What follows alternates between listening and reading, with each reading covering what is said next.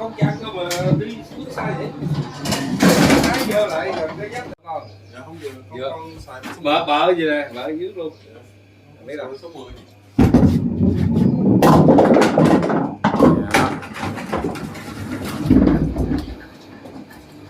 Mới có 3 cái à?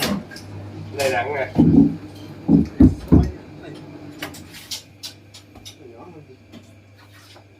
Con chơi mạnh.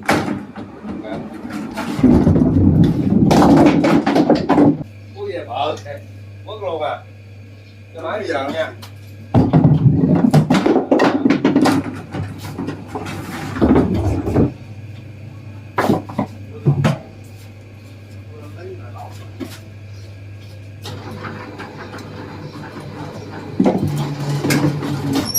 Lấy lạnh con.